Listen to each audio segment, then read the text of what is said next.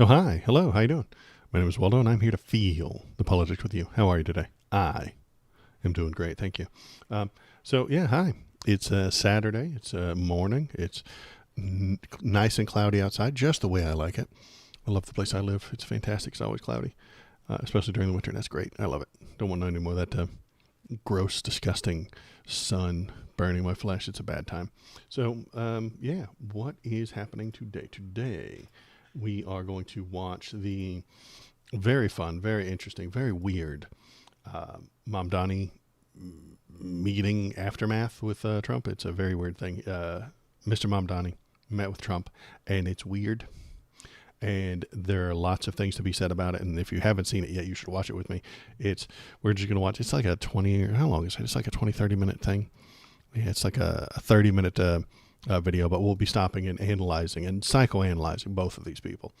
It's going to be a good time. So stick around for that. And then what do we got? We got Marjorie Taylor Greene and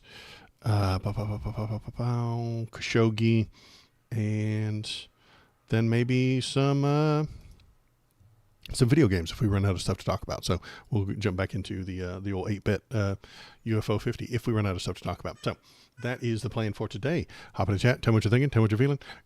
If you're in Twitch chat, the lovely robot lady. Robot. Thank you. We'll read your stuff out loud. If you're on YouTube chat, I still love you, even though you're on YouTube chat. So hop in, tell me what you're thinking, tell me what you're feeling. There's a lot of feels to be had today because, boy, no one loves you as much as Donald Trump loves Zoran Mamdani. No one loves me as much as Donald Trump loves Zoran Mamdani. No, fat kids don't love cake as much as Donald Trump loves Zoran Mamdani. Let's watch the video. He is just so happy to meet this guy, and we're gonna psychoanalyze all of them. So it's true. YouTube chat is inferior. Sorry, YouTube chat, but it's true. Hop in there. Hi, Vala. Thanks for coming.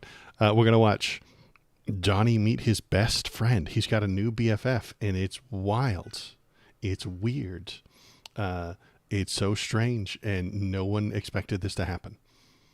But we're gonna see it happen right on time, right in front of our eyes. Let's watch. You ran an incredible race against, Any of it just subscribed for 6 months in a row.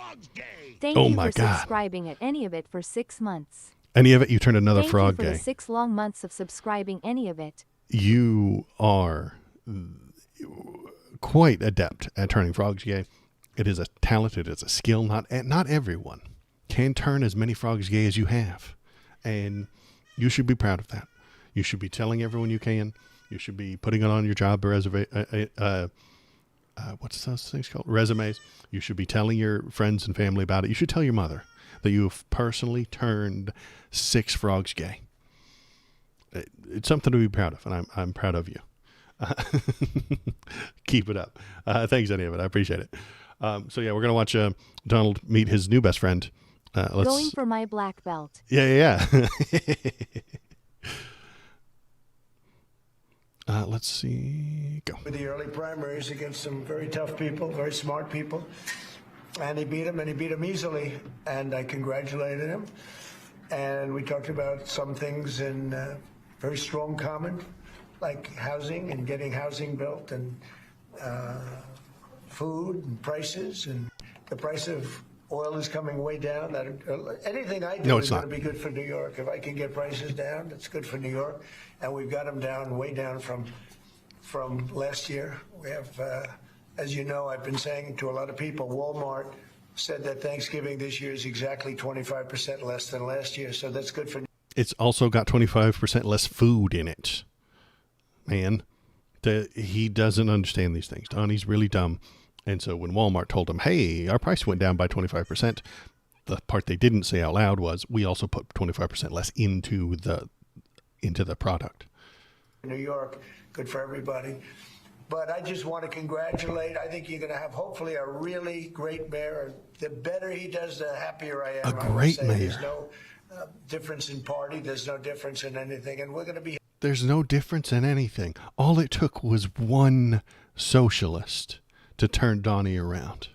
Helping him to make everybody's dream come true, having a strong and very safe New York. And congratulations, Mr. Mayor. Thank you, Mr. President. Thank you. I appreciate it. Please.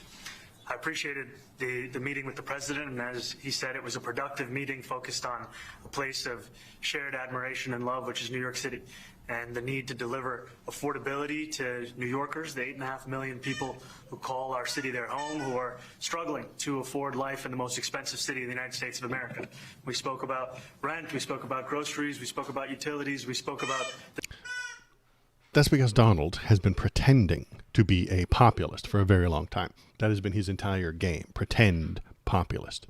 Now he's sitting next to an actual populist. So they do have a lot of things in common. If you pretend to be an MMA fighter, you'll have a lot in common with an actual MMA fighter. Mamdani glazed him up, and now Trump's in love. Yes, absolutely. Didn't Donnie insinuate that he was going to deport him? No, I don't think Donald said that. I think other people were in his cabinet were talking about it. I think that was a Stephen Miller kind of a thing. And even if he was, he changed his mind once he met him because he's not a wiener. Okay, all day, every day. And I'm going to rant about this at the end. But Donald is surrounded by wieners in the Dems and sycophants and subordinates from his side. So nobody stands against him. We're going to watch this. And Mamdani's never going to back down. He's never going to back up. The different ways in which people are being pushed out, and I appreciated the time with the president. I appreciated the conversation. I look forward to working together to deliver that affordability for New Yorkers. Thank you very much. Any questions? He's so happy. President Trump, Stephen Nelson from the New York Post. I've got a question for you and then also one for Mayor-elect. Sure. For you, you referred to Mr. Mamdani as a communist. Can you describe why you Called him a communist. feel that way? And also, will you do anything to stop him from arresting Prime Minister Netanyahu? And then again, obviously, because it's Mamdani's in the room, we have to talk about Israel. We have to talk about Jews. We have to talk about Netanyahu because that's the one thing that they keep hounding him on because they have nothing else to yell at him about. Well, we didn't discuss your second part of the question. And on your first part, I mean, he's got views that are a little out there, but who knows? I mean, we're going to see what works, or he's going to change also. We all change. I change a lot. He's got views that are out there, a.k.a. leftism, and we're going to see what works. Son of a bitch. It took one socialist to turn this man around. Changed a lot from when I first came to office. It's now quite a while ago. It's quite a while. My first term was great. We had the greatest economy in the history of our country. We're doing even better now. We're doing much better now than we did even the first term. And I can tell you some of my views have changed. And we had discussions on some things. I'm not going to discuss what they were, but they were shit-talking the press, I suspect. We'll get to it in about 20 minutes, but I suspect that they were both shit-talking the entire press. Both of them Conrad Krasnov shows his colors. Right. They were both shitting on the fake news. Though when Donnie says fake news, he means ABC. And when Zoran says fake news, he means OAN. I feel very confident that he can do a very good job. I think he can do a very good job. I think he is going to surprise some conservative people, actually. And some very liberal people he won't surprise them because they already like him. No, they don't. Zoran Mamdani is Chuck Schumer's worst nightmare because Zoran is a leftist. He's a socialist. He is left of center, where Chuck Schumer is dead center, trying to do nothing. Chuck Schumer is a bad guy. He does not want good things for you. He wants 51-49 all day long, every day. He wants every election to be 51%, 49%, every single one. He wants every House vote to be 51-49. He wants every Senate vote to be 51-49. He does not want controversy. Chuck Schumer does not want war between the left and the right. He wants everybody to meet in the middle and only tiny 1% deviations to every side. And he doesn't even want to be the 51 every time. He's totally willing to share equally in who's 51 and who's 49. He's totally down for driving that right down the middle.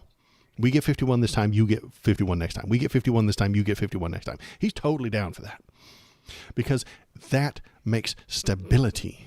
And that stability is good for investors, and investors are all he gives a shit about. Chuck Schumer and Hakeem Jeffries, the New York Democrats, who hate Mamdani, want only investor profit. That is all they care about. They don't give a shit about you. They don't give a shit about your issues. They don't give a shit about gay marriage. They don't give a shit about trans rights. They don't give a shit about what's happening in the middle of Nebraska. They don't care about tariffs. They care about tariffs if it hurts a business, but they don't care about tariffs if it hurts you. If the investors were making more money from tariffs, then they'll support tariffs. They don't care. And he wants everything to be dead center, nobody moving, status quo, 2009 forever. Chuck Schumer wants 2009 to be the date history ended. Lock everything in. Just do that again and again and again for eternity. He doesn't want to make things better. Zoran does want to make things better, and he's moving to the left. Chuck Schumer's the center. The center can't fight the right. Doesn't make any sense. They can't do it. They don't want to do it. They won't do it. We need to move to the left. This is why I keep saying move left. If you want to challenge Donald Trump, you have to move left. You can't do it from the center. Anyway, let's keep listening. And Mr. Mamdani, it sounds like you had a productive discussion, but just days ago you referred to President Trump as a despot who betrayed the country. You said you would be his worst nightmare. Look how he's smiling. Zoran called him a despot, and he's smiling. He's like, of course he did, you dumb idiot press. He's trying to get elected. Donnie thinks that Zoran doesn't believe what he believes. Donnie thinks he's just as much of a grifter as everyone else, and he can't see that he's got a true believer right next to him. Accused of having a fascist agenda. Are you planning to retract any of these remarks in order to improve your relationship? I think both President Trump and I, we are very clear about our positions and our views, and what I really appreciate about the president is that the meeting that we had focused not on places of disagreement, which there are many, and also focused on the shared purpose that we have in serving New Yorkers.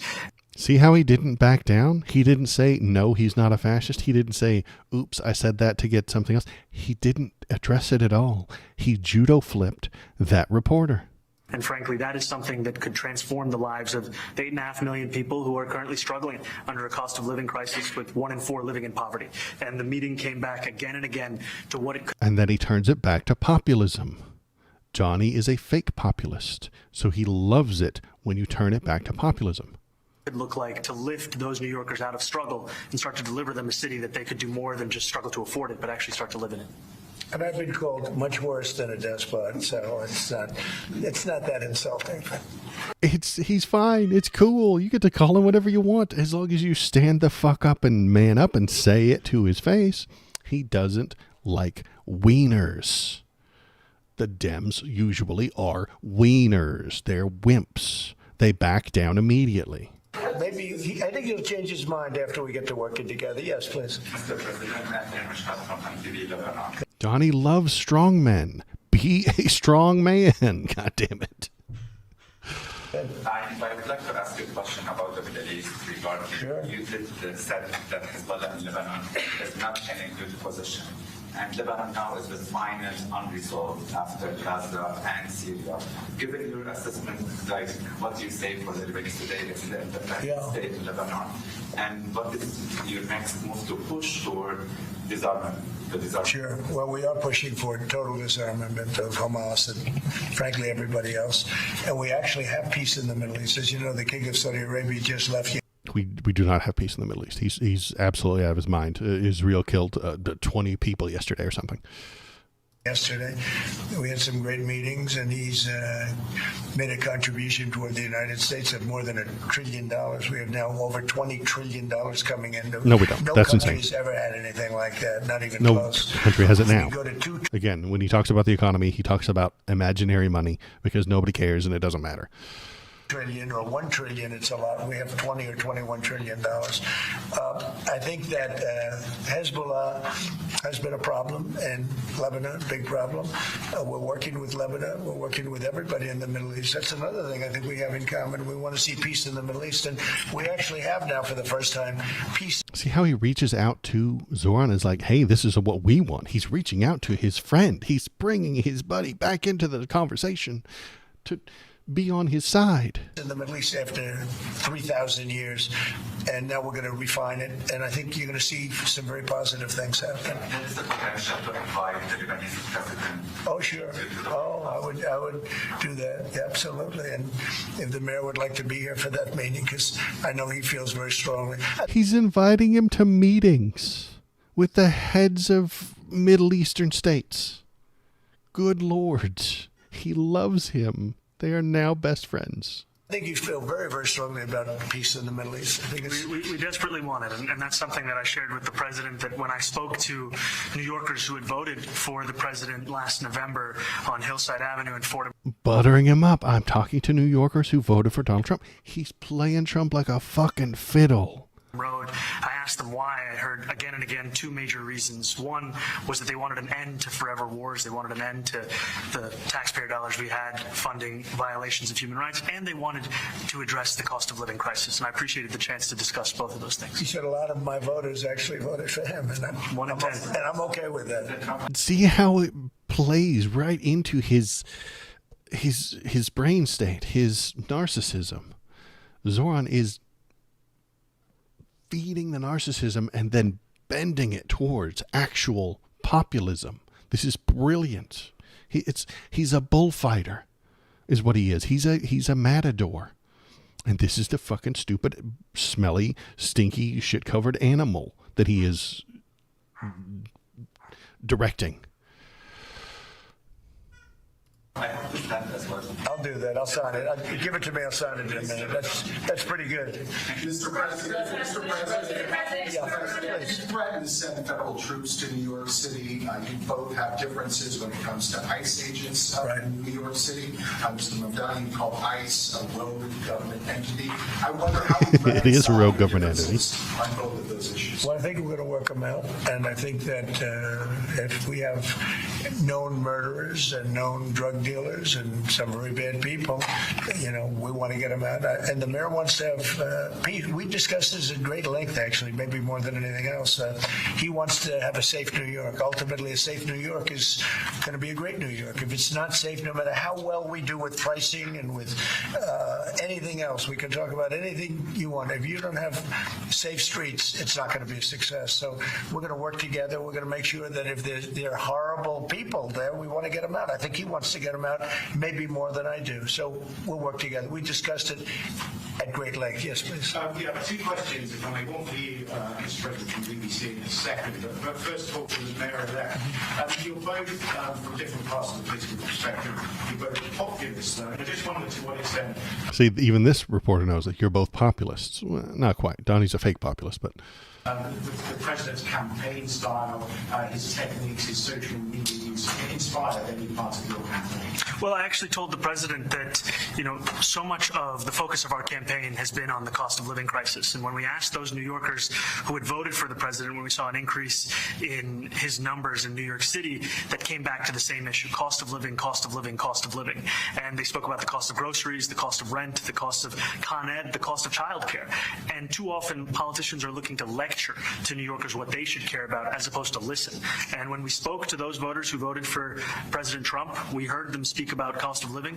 We focused on that same cost of living, and that's where I am really looking forward to delivering for New Yorkers in partnership with the president on the affordability agenda. You're right, Valor. It is strange to hear him talk sense. But that's because Donald often repeats the things from the last person he spoke to. It happens all the time. When he comes back from a trip with Vladimir Putin, he repeats Russian talking points. I think Elon did it too, where he called it Khrushchev's mistake or something like that. And that's a term that nobody outside the Kremlin uses. Nobody calls it Khrushchev's mistake except for the Russian intelligence agency and shit and the Russian president. So Donald does it too. He talks to somebody about a thing. When he goes on about the truckers, beautiful truck, saw the truckers, and they would all this money on the trucks and the roads and stuff like that. It's because he just talked to a trucker today, earlier this morning or yesterday. So it's in his mind.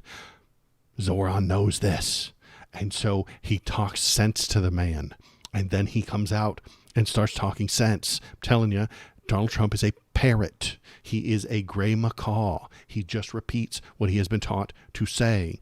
And the problem is that he's surrounded by Nazis like Stephen Miller who tell him to say Nazi shit. And then he does. He has almost no ideology except for him being right and in charge and the authoritarian. Donald Trump has one ideology, and it's that he is right, he is correct, he is the authoritarian. But he just repeats what the people tell him. So if he's surrounded by leftists, he would be spitting leftism every fucking day. And he would tell you that he's never wrong. But he's not actually, he doesn't have any ethics. He doesn't have any principles. Donald Trump has no principles. He has only the will to power. And if he gets that power by promising to release the Epstein files, he will. If he gets that power by promising to cut everybody's taxes, he will. If he gets that power by promising tariffs, he will promise those things. And he might do them, and it will be awful because he doesn't know what tariffs are. He doesn't know what the Epstein files are. He doesn't know what populism actually entails.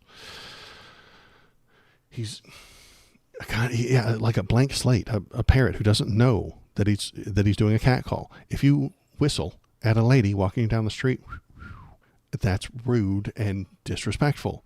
But if a parrot does it, is he being disrespectful? The parrot doesn't know that the cat call whistle at the pretty lady is sexist. He doesn't. He's a parrot. He doesn't know. Same idea for Trump. Donald Trump doesn't know that he's pushing fascism. He doesn't know what fascism is.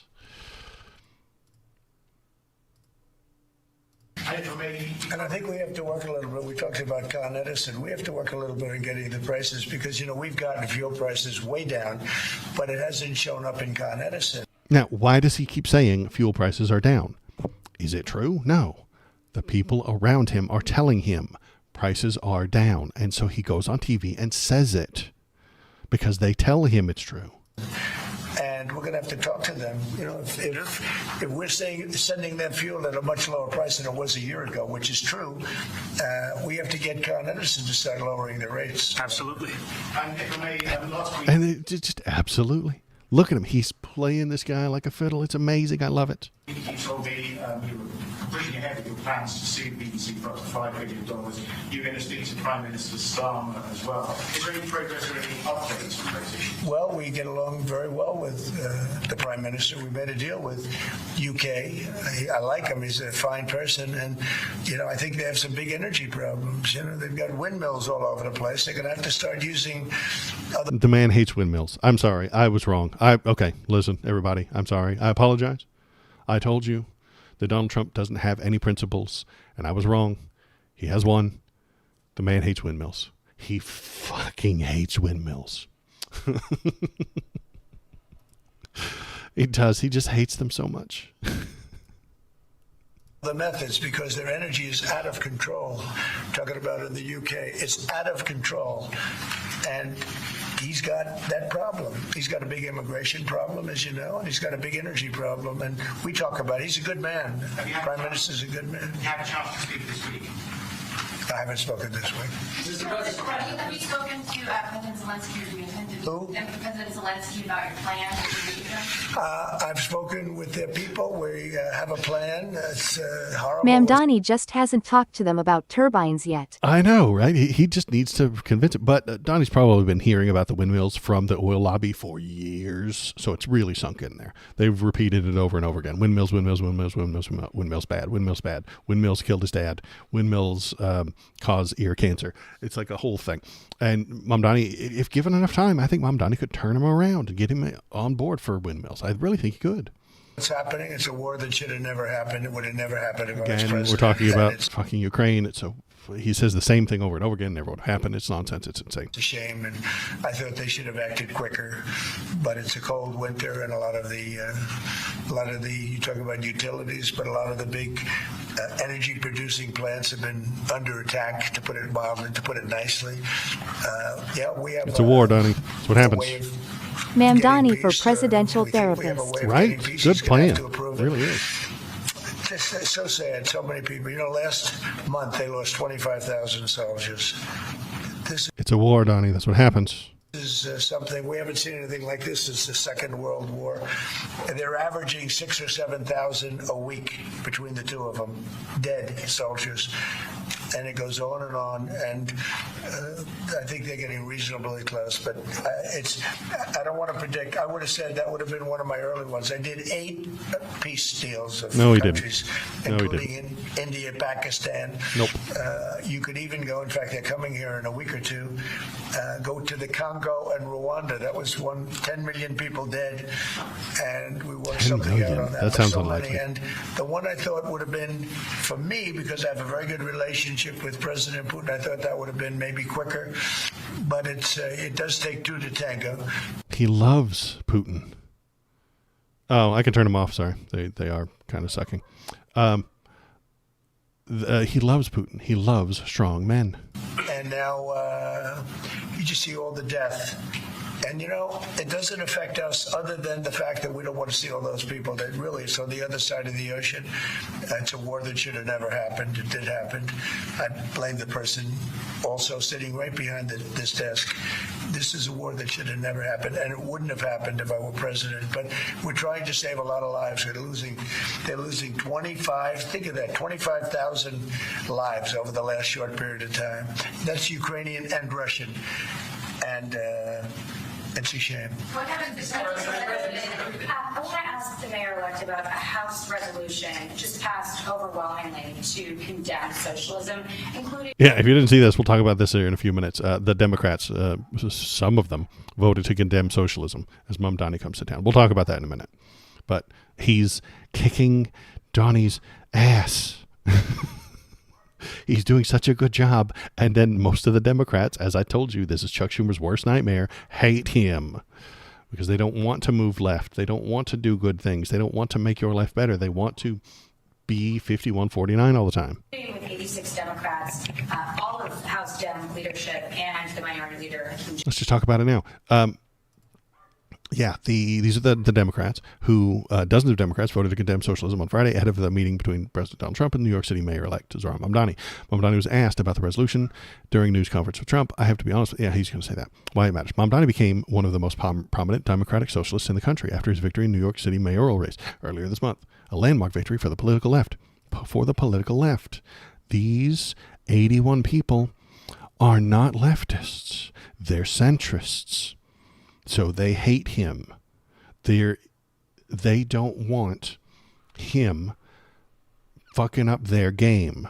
These 81 people are paid very well to never move. Do not move right. Do not move left. Sit in the center like a fucking rock and never move. That is what they are paid to do. And they are unhappy with Mamdani for making them seem and making their people ask, why aren't you moving left? Grace Meng of New York, I don't know who that is, but her constituents right now are asking her, why aren't you doing what Mamdani's doing? Well, she's not doing it because she's paid not to do it. Frank Mervin, is that spelled properly? M-R-V-A-N, of Indiana, a Democrat. Right now, his constituents are asking him, why aren't you doing what Mamdani's doing? Why aren't you saying the things he's saying? Why aren't you pushing for the things that we like? And Frank Marvin here is paid not to do that. Only oppose the extremist right wing and everything on the left, or we'll stop paying for your jet fuel. Absolutely. That is what they're told by the donors. We want the right to be at 51% most of the time so that we can continue to make money. The investors are paying all 81 of these people to oppose the extreme right, stay in the center, and oppose the left. Anybody on the left. Even a little bit to the left. To the investors, the center is acceptable, the center right is acceptable, the right is acceptable, the far right is not acceptable to them. So they don't like that quite as much. But those are the only positions you're allowed to take. And because they're condemning socialism, because he's in the room, they're trying to tell their they're trying to tell their investors, they're trying to tell the people that pay their bills, I'm not like him. Gil Cisternos of California is trying to tell his donors, I'm not with that Zoran guy. Guess what, Catherine Clark of Massachusetts? The people are about to abandon you. The people, your voters, are about to abandon you when they see how good Mamdani is, hopefully. Best case scenario. Mamdani does a good job. The people like it. He is now the main fucking character. Americans love a main character. Donnie's been the main character for a very long time. He's a TV guy. He understands this. He understands that you need to be front and center in the spotlight, main character. Zoran is now the main character. He is the head of the Democrats. He is the one that people want to follow because he has balls, because he stands up, because he isn't a wimp.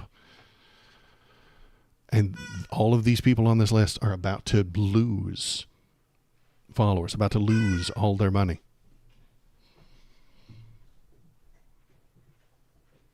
Let's keep listening. Let's see what we got. Jeffries, despite his endorsement of you. What's your reaction to that? I have to be honest with you, I focused very little on resolutions. Frankly, I've been focusing... Yeah, sorry, it's a dog toy in the background. Socialism. I understand. I think the focus is on the work at hand. I can tell you I am someone who is a democratic socialist. I've been very open about that. And I know there might be differences about ideology, but the place of agreement is the work that needs to be done to make New York City affordable. That's what I look forward to. And I want to clarify your answer. And then he judo flips it back to the same damn talking point, affordability. He's playing the media too. He's very good at this. Stephen Nelson, he asked about your comment calling the president a fascist, and your answer was, both President Trump and I have been clear about our positions and our views. Mm-hmm. Are you affirming that you think President Trump is a fascist? I've spoken about... That's okay, you can just say yes. Okay. That's okay, you can just say yes. Is he a fascist? And Donnie's like, yeah, fine, tell him. You don't have to listen to her. It's a woman. Ugh, gross. Have you ever met a woman? They're disgusting. He doesn't respect her. Donald does not respect her. He doesn't respect her question. Just tell her to, yeah, whatever, and move on to a real question. Also, why is this happening? Why is the one, Zoran's not backing down. He's not taking that word back. He's not taking the fascist label back. Donald's fine, yeah, call me a fascist, who cares? That's how this game is played, says the game playing TV guy on the right. And then this guy has principles. It's easier. It's easier than explaining it. I don't mind. And then he gets a back pat. Oh my God. You guys, has J.D. Vance ever gotten the back pat? It's easier than explaining it. I don't think J.D. Vance has ever gotten that. He's probably very, very, very jealous right now. J.D. Vance is probably fuming like, what is this guy doing that I'm not doing? I'm kissing his ass all the time. And there's the problem. Donnie's surrounded by kiss asses, by sycophants, by people who love his every word. But what he respects is strong men who stand up for themselves. And Zoran has stood up for himself. He loves Kim Jong-un, who stands up for himself. He loves Vladimir Putin, who stands up for himself. He loves Orban in Hungary, who stands up for himself. Donnie loves this stuff. And Mr. President, I wanted to ask you also about this Ukraine plan. Yeah. President Zelensky said today that his country would risk either giving up a partner or giving up its dignity. There's been criticism that... Now, Zelensky also stands up for himself. He stands up for his country. But Vladimir Putin is a bigger, stronger man. Okay, so in Donnie's eyes, Vladimir Putin is a 9-foot-tall superhuman. And Vladimir Zelensky is a 6-foot-tall cool guy. So you have to lose. Sorry. Donald wants you to lose to the strongest man. And he thinks Russia is the strongest man. So you have to give up to the strong man. When the strong man stomps in and tells you what to do, you do it. In Donnie's brain, this is why he wants Ukraine to give up and cede that territory and just give it to Russia, because Russia is the strongest man. Not as strong as America, obviously, but stronger than Ukraine. In Donnie's brain, Ukraine is a small man, Russia is a big man, and the big man wins. He has respect for that. This deal. You mean he doesn't like it? It's unclear. He was sort of he'll have to like it, and if he doesn't like it, then they should just keep fighting, I guess. The suggestion that you made. I swear, dude. OBS is crashing on me. Stream crash? So aggravated. OBS. Ah, classic. Sucks ass. Oh, here we go. Are we here? Are we alive? Are we human? Or are we meat popsicles? I think we're alive. I think we're here. Hello, YouTube. We're here. Okay. I saw that on YouTube, and then I saw it on Twitch. Okay, Twitch is back. Okay, great. Unsure about human, though. Negative. I am a meat popsicle. It's true. We are somewhat human, and some of you are robots. I've seen your schematics, okay? So some of you are robots. Beep boop. Beep boop. Any of it. I have seen your maintenance records, okay? You keep, any of it keeps telling me he's a human, but I've seen your maintenance records, man. Like, you're a robot. Anyway, we're back. The stream is working. Okay, so where the hell did we leave off? Ukraine. We were talking about Ukraine. Yeah. Donnie's plan, when he says the war wouldn't have started, it wouldn't have happened. It wouldn't have happened if I were judged. There wouldn't be no war. That's because he would have had them immediately surrender. Immediate surrender. I am human man with human man emotion. And you keep telling yourself that. I believe in you. Someday you will be. Just keep at it. Keep trying. Immediate surrender, immediate capitulation. The minute Russia walked over the border and said, this is our land now, Donnie wouldn't have given Ukraine any weaponry. He wouldn't have given them any aid. He would have been like, hey, listen, that's a strong man. You have to respect the strong man. The strong man is stronger than you, so you have to do what they say. And it wouldn't have been a war. There might have been an insurgency, but it wouldn't have been backed by America. It would have been local militias, local whatever Zelensky and Ukraine could cobble together to fight against the giant, and it would have failed, and it would have been over. And he wouldn't have called it a war. He'd have called it a ridiculous insurgency within Ukraine fighting against the righteous and good Russian people, and it wouldn't have been a war. So when he talks about how it wouldn't have happened, that was his actual plan. The right president, but you didn't have the right president. Mr. President, cost of living is something that you and Mr. Mamdani seem to agree on. Right. Democrats have run New York City for a long time, Mr. Mamdani. Do you see Democrat policy specifically as being a problem? And I'd like that to be a question that both of you can answer. And here's what I would say. Yes, Democrats have run New York City for a long time, but they're centrists. And there's your problem. The people who were running New York City didn't give a shit about the people. They didn't give a shit about the issues. They were Chuck Schumer types who cared about investors first, donors second, and Wall Street third. That's their priorities. Look, I think that there are many things in our city where we have to own the responsibility of it, things that existed long before the president was the president. And those are also part of the message of our campaign, was to take on a broken politics of the past. And I ran against a number of candidates who represented different versions of that past. And what we found time and again is... Look at him nod his head. He's like, yeah, man. Yeah, that problem existed for a long time. Let's do something new. Working people were left behind in the politics of our city. And what we're looking to do is put those people right back at the heart of our politics so that we don't have a situation where we're in the wealthiest city in the history of the world, and yet 1 in 5 can't even afford $2.90 for a Metro card. Mr. Mamdani. You know, we had some interesting conversation, and some of his ideas really are the same ideas that I have. Some of his ideas are the same ideas I have.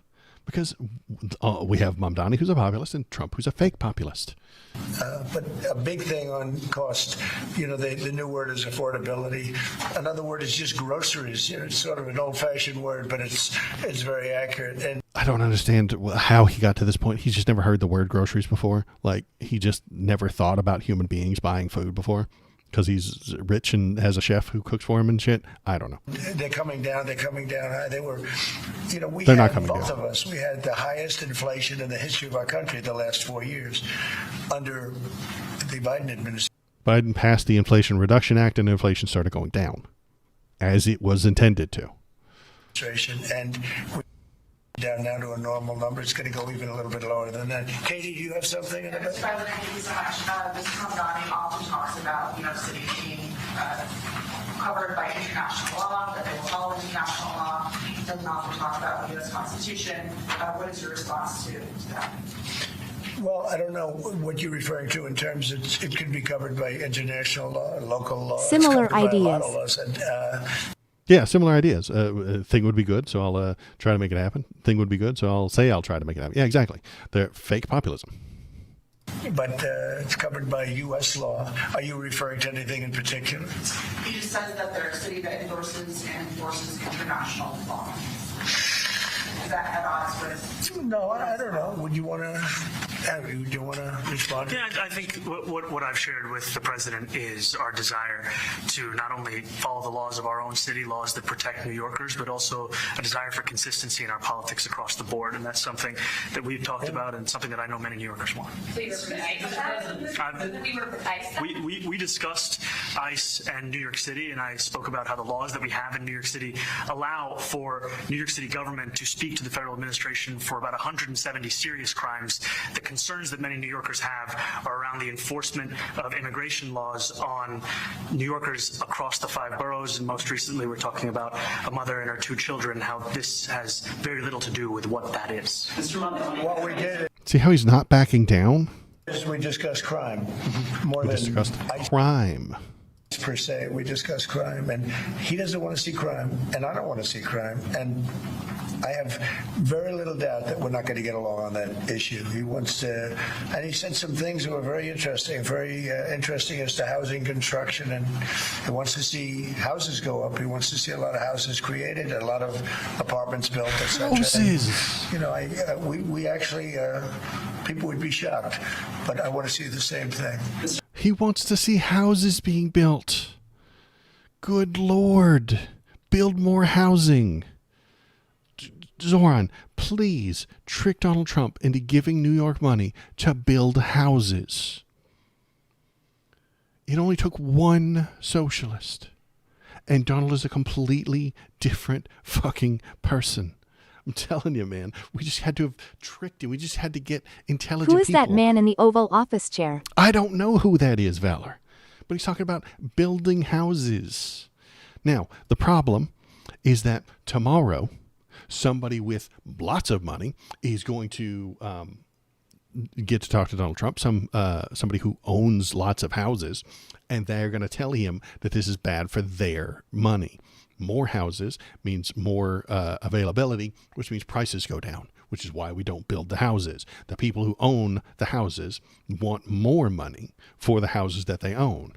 So they need them to be scarce. They need scarcity. They need it to be hard to come by.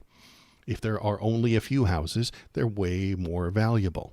Building more of them drives the price down of all houses, which is good for you, good for me, but bad for the billionaires. And they're going to talk to him tomorrow and tell him to change his tune.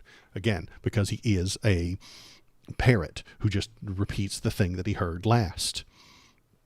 And right now we've got someone who's intelligent and smart and actual populism telling him what to say, and he's saying it. Anti-Israel protesters. Jack? Israel again. One of the policies as well that Mayor-elect Mamdani talked a number of times about on the campaign was shifting the tax burden for property taxes from what he called minority communities to white-based communities and putting. Is that Jack Posobiec? I think it is. He's a neo-Nazi. More taxes on white people. I also noticed that. I could be wrong about who that is, but I think that's who that is. Jack Posobiec is a neo-Nazi. Is that him asking this question? I'm not entirely sure. I think it is. In your acceptance speech, you didn't mention anything about America or Christians or white people in general, and so I didn't know if that was one of the policies that you guys had spoken about.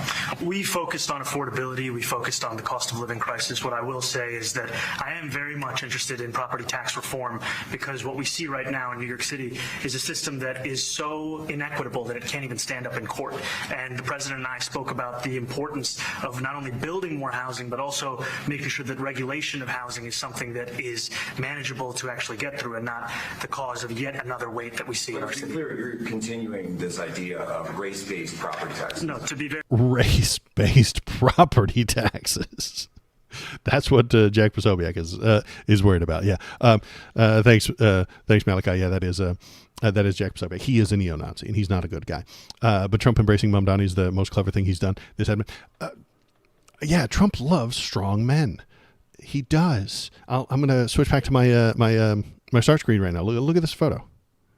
That is Donnie smiling with Obama. It's Donnie smiling with MBS, and it's Donnie smiling with Mamdani. He loves strong men. He loves Putin. He loves Orban. He loves Kim Jong-un. He would have loved Kim Jong-il.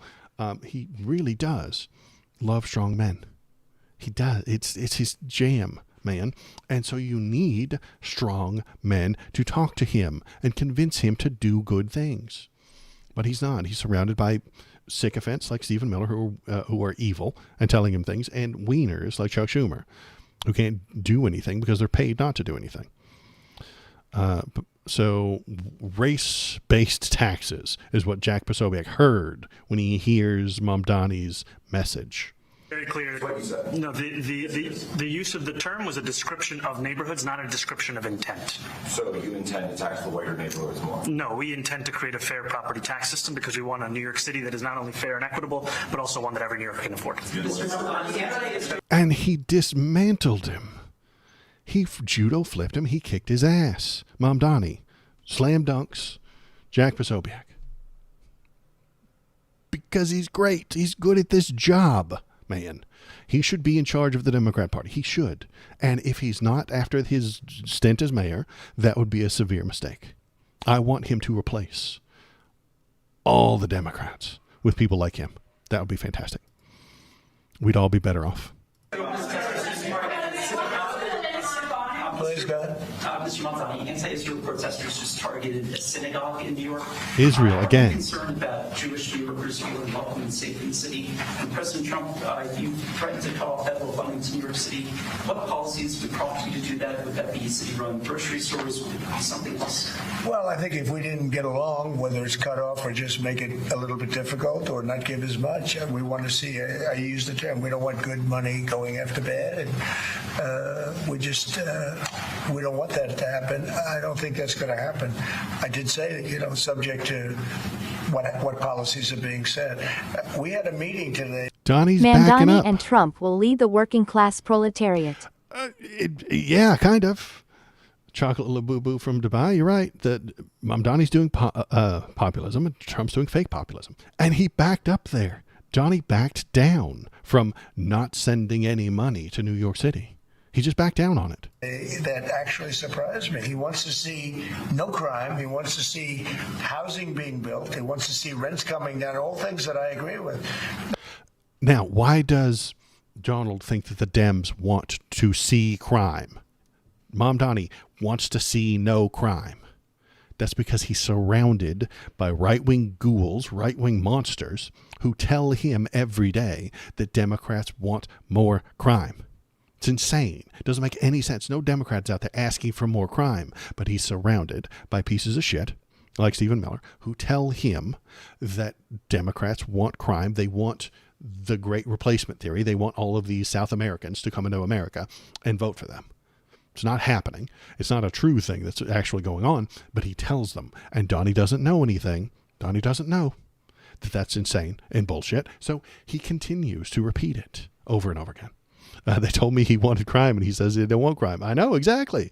That's exactly what's happened. The people around him have told him, Democrats love crime. And then he speaks to a leftist, and he's like, no, I don't want crime. And he's like, wow, mind blown. Donnie had his mind blown by this meeting. Now, we may disagree how we get there. The rent coming down, I think one of the things I really gleaned very much today, we'd like to see him come down, ideally, by building a lot of additional housing. That's the ultimate way. He agrees with that, and so do I. But if I read... Donnie's a real estate man. He loves the idea of building more housing that he could own. He could be the landlord of 1,000 more units. The newspapers and the stories, I don't hear that, but I heard him say it today, and I think that's a very positive step. No, I don't expect. I expect to be helping him, not hurting him. A big help. I expect to be helping him, not hurting him. It took one socialist, one meeting to turn this guy around. Because I want New York City to be great. Look, I love New York City. It's where I come from. I spent a lot of years there. Now I'm right here. We took a big setback with the mayor that we had, Dave de Blasio. I thought it was a tremendous setback for the city. I think this mayor can do some things that are going to be really great. Mr. President, okay, how about you? Go ahead, please. You're a billionaire. You have a different address nowadays than you used to, but you used to call New York City home. Would you feel comfortable living in New York City under a Mamdani? I think he likes him cause they're both a bit antagonistic to their own party's general views. We agree on a lot more than I would have thought. We agree on a lot more than I thought, and he would be comfortable in New York City with Zoran as mayor. And you're right, Chocolate Labubu. They're populists. Zoran's a populist, Donnie's a fake populist, and so they have that message that works. Johnny's never met a leftist. There aren't any leftists in the Democrat Party except for AOC, who Donald hates because she's a woman, and Bernie. And guess what? Donald talks great things about Bernie and always has. If AOC were a man, he would love AOC. He loves strong men. He's terrified of strong women. So he's afraid of AOC. But if you put AOC's talking points out of Zoran Mamdani's mouth, which you kind of can, they agree on damn near everything, Donald would love it. I think I want him to do a great job, and we'll help him do a great job. You know, he may have different views, but in many ways, you know, we were discussing when Bernie Sanders was out of the race, I picked up a lot of his votes, and people had no idea because he was strong on not getting ripped off in trade and lots of the things that I've practiced and been. That's not what Bernie's about. Bernie's about not getting ripped off from the wealthy, the elite, the millionaires and the billionaires. They have to pay their fair share. But Johnny doesn't know that. He doesn't comprehend what Bernie's plan was. He doesn't know what Bernie was doing. He doesn't know why people like Bernie. But people did vote for Bernie, then move over to Trump. Why did they do that? Because the Democrats are wieners. They're wimps. They don't stand for anything. They don't believe in anything. They don't help you. They help themselves to stay in power in the center all day, every day, forever. Zoran actually believes a thing. Bernie actually believes things. Very successful on they have principles. A lot of things. Bernie Sanders and I agreed on much more than people thought. And when he was put out of the race, I think quite unfairly, if you want to know the truth, many of the Bernie Sanders voters voted for me. And I felt very comfortable, frankly, in seeing that and saying that. And, you know, it just turned out to be a statistical truth. But, no, I feel very comfortable. I would feel very, very comfortable being in New York, and I think much more so after the meeting. Yes, please. Amazing. I would feel very comfortable in New York. That's fantastic. You couldn't get anything better, man. And, yeah, Bernie stands up for what he thinks is true. Bernie has principles. Bernie doesn't back down. That's how you have to deal with Donald Trump. You can't have the regular Democrat Chuck Schumer bending over backwards to capitulate and whine and cry. You know, you have to be tough. Mr. President, I have a question for you, but a very quick one for the mayor. Why did you fly here? Aren't trains greener? Why did you fly here, Mr. Mamdani? Aren't trains greener? Oh, God, she's a bitch. Oh. I'll use every form of transit, and I want to make sure that they're all affordable in New York City, and that's why making buses fast and free is a centerpiece of our campaign. And then he flipped her over. Well, but I know, but if he flew, that's a lot quicker, too. No. And Johnny defends him against the fake news. I'm telling you, man, during their secret meeting where nobody was in there, they both shit-talked the media. They both talked shit. They both trash-talked the fake news. But ABC is fake news in Donnie's eyes, and that woman is fake news in Mamdani's eyes. So you can almost like agree on it. If me and a hard right-winger just talk shit about the news all day, we would agree with each other until you get into the details on which ones are the fake news. Oops, wrong button. You know, I mean, he's working very hard. For him to be, that's a very long drive. I'll stick up for you. You know, I'll stick up for you. And driving takes you a And long Mr. time. President, I was wondering if you could clear up some confusion around a Washington Post report. There was this explosive report that the Coast Guard. I was mind blown when he was like, "You can call me fascist." Yeah, whatever. Yeah, whatever. Yeah, he just thinks that's part of the game of politics, is calling people names. He does it all the time. He calls everybody a name. He comes up with a nickname. Meatball Ron, Marjorie Trader Green, who's now Marjorie Taylor Brown, whatever. Nasty Nancy Pelosi, Lion Hillary. He does this, and he thinks that's what Mamdani was doing. Mamdani is being principled, telling him he's a fascist. Is he a fascist? No, I think he's an authoritarian, surrounded by fascists who give him fascist ideas. Then he repeats them because he's a parrot. But yeah, he just thinks that's part of the game. Swastikas and uses as hate symbols. DHS called that a lie and fake news. Can you clear up? I don't know anything about it. When was this written? I think yesterday. Well, look, the Coast Guard's an incredible group of people. I know them very well. We just ordered a lot of new Coast Guard cutters. Beautiful, the most magnificent. They look like yachts with lots of guns on them. Yachts with lots of guns. So I don't know. I haven't seen any report like that, but certainly we want them to remain a great force, and they are. So that's another story that's popped up in the news lately. Nobody knows. It's up in the air. Somebody said, hey, you're allowed to have swastika tattoos now. Then they were like, no, that's not true. We didn't say that. And then we were like, yeah, you did. Here, let's look at it. And then they're like, no, we canceled that and we changed our minds. It's still up in the air. I don't think it matters. Small news, not important. And you did the piece in all the 9 months around the world. I would like to ask Mr. Mamdani, you accused the U.S. government of committing genocide in Gaza while President Trump was working on peace. Why that? I've spoken about the Israeli government committing genocide, and I've spoken about our government funding it. And the Israeli government committing genocide. He said it. Nobody in the Democrats will say it. It's true. It's correct. It's real. But they won't say it. In Gaza while President Trump was working on peace. Why that? I've spoken about the Israeli government committing genocide, and I've spoken about our government funding it. And I shared with the president in our meeting about the concern that many New Yorkers have of wanting their tax dollars to go towards the benefit of New Yorkers and their ability to afford basic dignity. He did not back down, and then he judo flipped it back to populism. Damn, y'all. He's very good at this job. And what we see right now is we're in the 9th consecutive year of more than 100,000 school children being homeless in our city.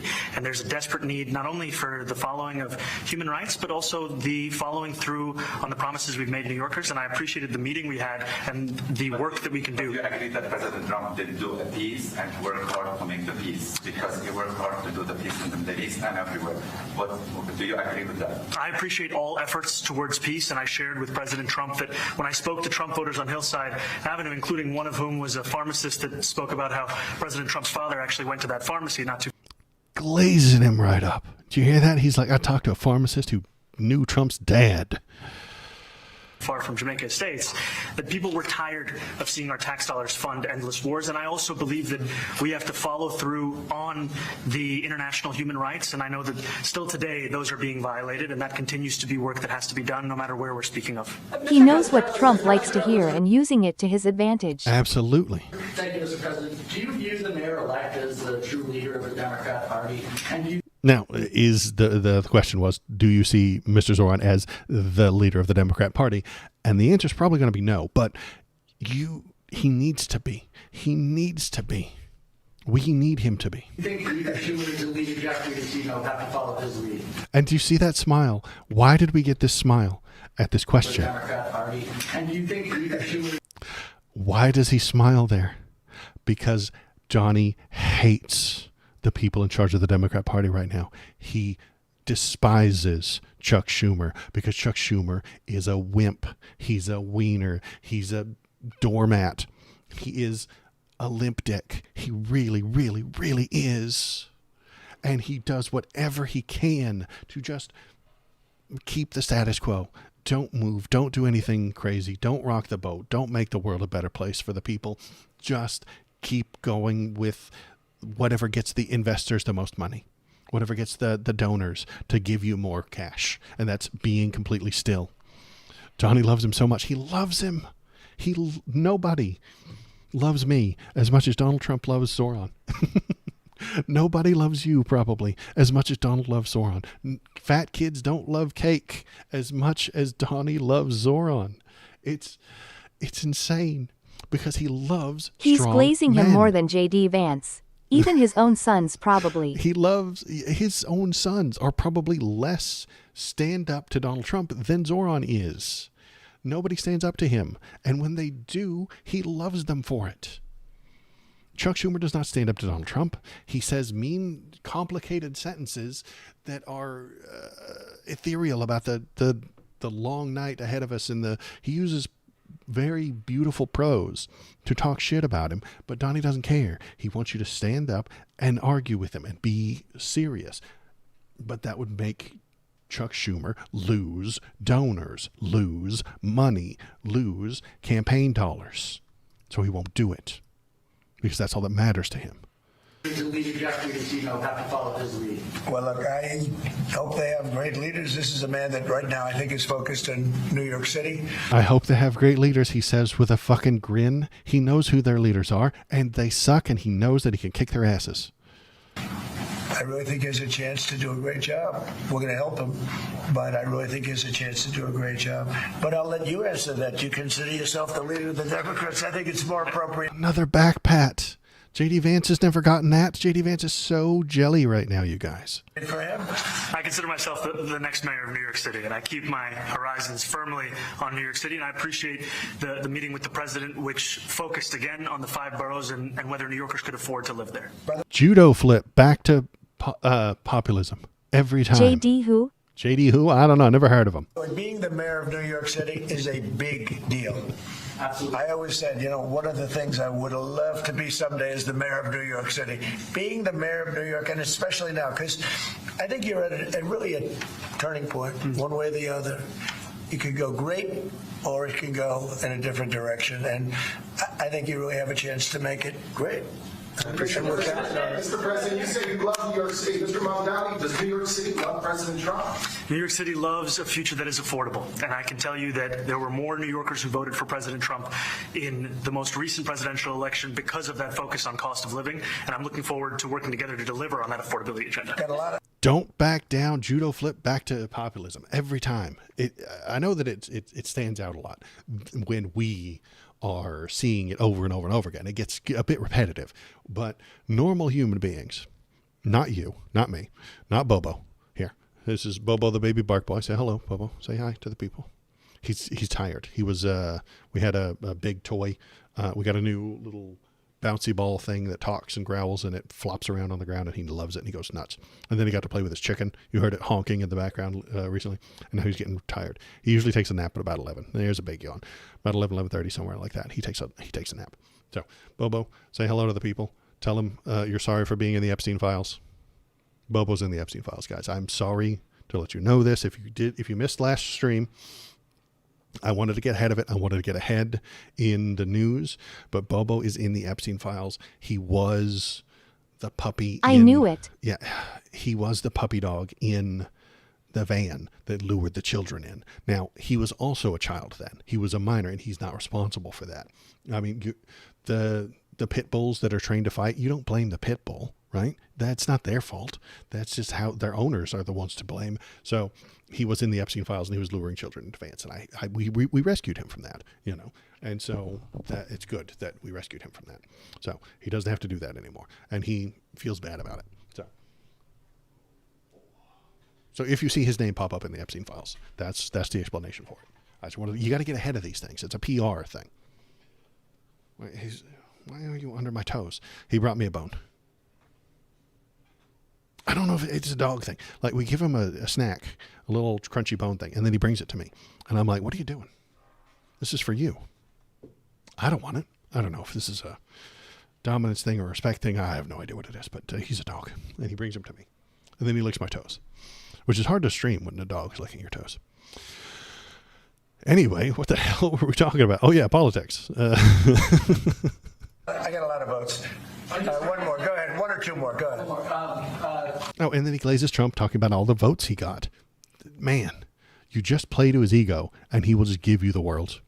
I tell you, the press has eaten this thing up. You know, I've had a lot of meetings with the heads of major countries. Nobody cared. This meeting that you people have gone, you know, outside you have hundreds of people waiting. This is just a small little group.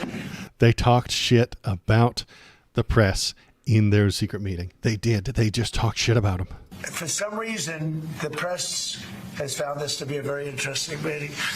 The biggest people in the world, they come over from countries nobody cares. But they did care about this meeting, and it was a great meeting. Go ahead. Yeah, Mr. President, I was going to ask you exactly that. Why do you think there's so much more, so much excitement around this thing in some form? Because I think he's different. He's different. I think he's different, and that can be. He's different. He's different. He's not a spineless wimp. He's never talked to a Democrat who wasn't a wiener, except for Bernie and AOC, but she's a lady, so he doesn't like her. In a very positive way, but I think he's different than, you know, your typical guy, runs, wins, becomes mayor maybe, and nothing exciting. Because he has a chance to really do something great for New York. New York is at a very critical point. And he does need the help of the federal government to really succeed, and we're going to be helping him. But he's different than, you know, your average candidate. He came out of nowhere. I said he has a great campaign manager standing over there. He came out talking about the team, talking about his campaign manager. I don't even know who that is. He came out of nowhere. What'd you start off at 1 or 2? And then I watched. I said, who is this guy? He was at 1, then he was at 3, then he was at 5, then he was at 9. Very good math, sir. Then he went up to 17. I said, that's getting a little bit interesting, right? And then all of a sudden he wins a primary that nobody expected he was going to win. It's a great tribute. I mean, it's an amazing thing that he did. And I'll just add one thing to what the president said. Is one thing I also appreciated is in our meeting to appreciate a portrait of FDR and the incredible work that was done with the New Deal, and also in thinking about what it can look like when the federal government and New York City government work together to deliver on affordability. It can be transformative. You know, we have a great portrait of FDR that I found in the vaults that was missing for years. I found it and I put it up. He's a Democrat, to the best of my knowledge. He's a Democrat. And when the mayor saw that portrait, he said, "Sir, do you mind if I have a picture taken by that portrait?" It's an amazing portrait. I hope the picture comes out good. Brilliant. Oh my God, he's playing Trump like a fiddle. He is playing Trump like a fiddle. He drops FDR's name. This is a brilliant strategy. Trump repeats the things that he's heard last. Watch over the next couple of weeks as Trump talks about FDR and the New Deal. Mamdani knows this. He has psychologically countered Donald Trump. And he's beating him at chess, though Donnie doesn't know it. Donnie doesn't know. Bringing up FDR. Donald will talk about FDR for the next couple of weeks, I bet. I bet he pops out. Watch as he talks about him. He'll bring up FDR and the New Deal because he was told about it last and about how great it is and how much everybody loves him. And it's a name that he recognizes. Donald loves TV. He loves fame. Zoran is famous right now. He is the main character. FDR is quite famous. Everybody knows him. The New Deal, everybody's heard that. You might not remember what it was, and you might have dozed off during history class in 6th grade when they talked about it, but everybody knows it. It's famous. Donald wants to be famous. He respects fame. We can trick him into passing another socialist bill like the New Deal, which was hard socialism. It's super socialist. But it's an amazing portrait in the cabinet room. So he's a big fan of the New Deal, I guess, and of FDR. Yes, ma'am. Thank you, Mr. President. You said that you both spoke about crime. Yeah. There are many police officers set to come off the rolls at the end of this year in New York City. Are you going to allow those police to be replaced with police officers, actual cops? And are you going to require that that happens? Would there be some consequences? Well, I hope it happens, but again, it's going to be ultimately the mayor's decision. What's the answer? It's his decision. It's not Donald's decision about what happens to crime in the city. That's amazing. That is such a huge backtrack from when Donald was saying, we're going to go in. If they're not doing what we tell them to, we're going to go in and we're going to take over. He's been talking about taking over cities, and now he's backed off. Donald is backing off again. I look forward to delivering public safety with the NYPD, and I've said over the course of our campaign that we have the number of police officers today. They're the ones that's budgeted about 35,000 headcount. And I think the key thing is that we have to make it easier for police to focus on police work, not ask them to respond to 200,000 mental health calls a year. So is that a reduction from what you're at right now? Are you committing to maintaining the same level? I've committed over the course of the campaign to maintain the 35,000. That's the headcount that we had through the campaign. And not replace them with caseworkers, social work. No, I've said that's the headcount that we want. What we need to do is make sure they can focus on serious crime. And he just retained a great police commissioner, I believe, right? Yes, we did, Commissioner Fish. If the newspapers are correct. That one, they're correct. Now, okay. First of all, there's a couple of things to listen to here. One, he did keep the police commissioner for New York City, which a lot of the leftists and a lot of the people on the hard left are very upset with him about. You shouldn't have kept her. That's fine. She's already there. She knows the job, and she's respected by the people that are following her. If you replace her with somebody else who's further to the left, it's going to hurt them. They're going to be unhappy with you. You don't get to be in charge of anything in New York City without having the cops on your side. Sorry. You can't. He's just being a realist, and that sucks. But being realist means you do have to compromise. You have to compromise sometimes, and that was a compromise. He kept Tish James, who apparently isn't the most leftist person in the world, might be bad, but they wanted her there, so they kept her. That makes Donnie happy. That's a compromise. Now he's talking about how great it is. Donald Trump is now talking about how smart this guy is by doing the thing. That it was just a basic compromise. Didn't change all that much, and the person they replaced her with wasn't going to be all that much different anyway. So he's compromising where he can and scoring points. Now, listen to this next bit. I believe, right? Yes, we did, Commissioner Fish. If the newspapers are correct. That one they're correct about. If the newspapers are correct, and then that one they're correct about. They hate the press. They bonded over their hatred for the press. And it's fantastic. It's a great judo flip that he did. He's judo flipping everybody. He judo flipped Donald Trump by talking about how much he hates the fake news.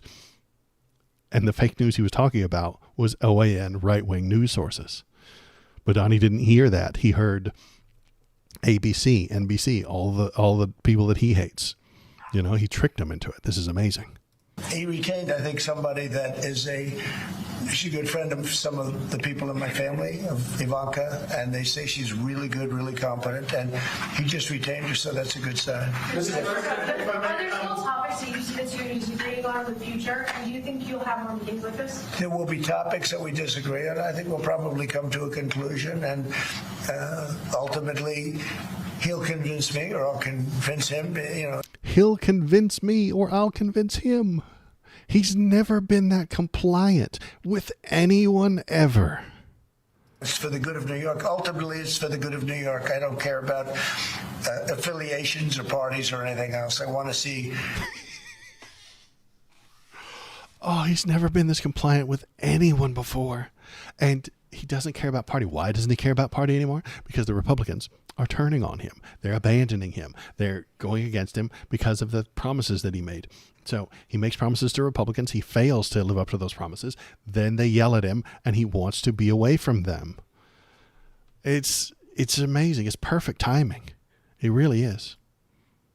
If this city could be unbelievable, if he could be a spectacular success, I'd be very happy. Do you think you guys will meet more in the future too? Excuse me? Do you think you'll meet again in the future? Throughout the initial? I think we will. I hope we do. I enjoyed the meeting. We had a great meeting. Please.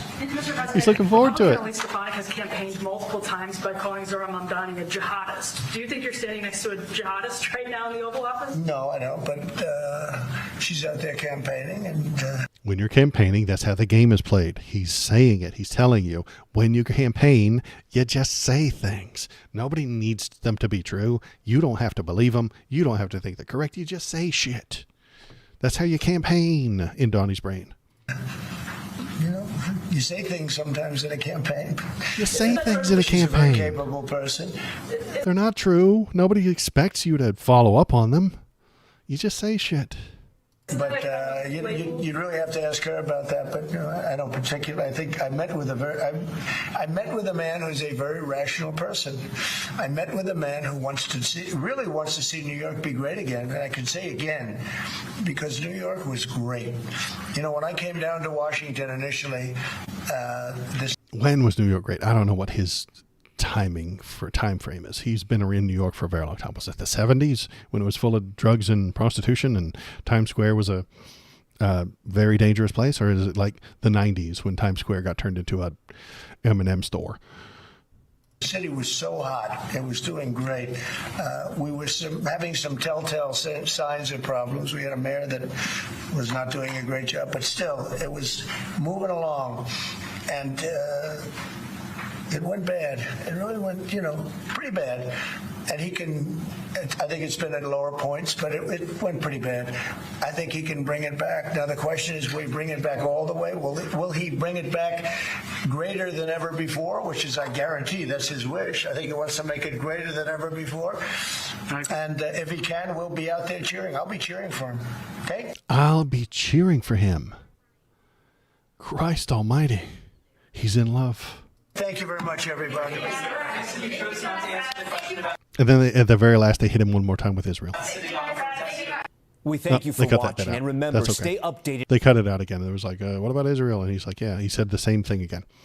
So yeah, everybody's going nuts for this thing. I don't know what to make of it. You don't know what to make of it. We all watched it. It's all crazy. So let's look at what they're talking about. What's the Guardian say? I'll stick up for you. Key moments for the cordial Trump-Mamdani meeting. The president hosted the mayor-elect, blah, blah, blah, blah, blah. Highly anticipated. Neither revived their hot campaign trail rhetoric, in which they cast each other as diametrically opposed political adversaries. That's because Trump just knows that you just say shit. It's fine. Here's some takeaways. Both men get something they want. GOP loses a punching bag. No, not quite. The GOP will continue to call him names, but they just won't land. They won't stick. The two had called each other fascist and communist, but when Donald Trump and New York City Mayor-elect Zoran Mamdani faced reporters in the Oval Office on Friday, they were just two iconoclast New York politicians who were all smiles. They're good for TV. Donnie knows that this guy's good for television. He's good at it. That makes him respect him. Donnie doesn't respect you if you're an intelligent person making valid arguments through complicated law and in big words. No. Are you good on TV? That gets his respect. That gets his admiration. Are you good on TV? If you watch Zoran's TikToks and his TV spots, he's good at television. And that's the thing that Donnie respects the most, being good at TV. What else we got? Then the Jerusalem Post, very upset with Mamdani, accuses Israel of genocide, which they are doing. I also accused him of doing a genocide.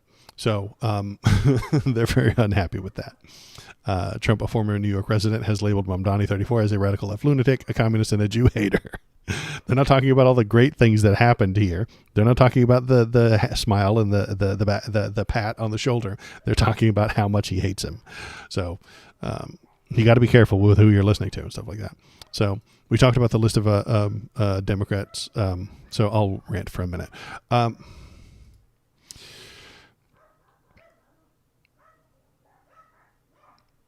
Stand up. Have confidence. Be strong. That is how you deal with Donald Trump. You don't get that from regular national Democrats. They're wimps. Trump is every day surrounded by lick-spittle, ass-kissing yes men who talk about how amazing he is. If you just watch one of the cabinet meetings, they jerk him off for 3 hours straight. I'm surprised he's not sore and raw afterward.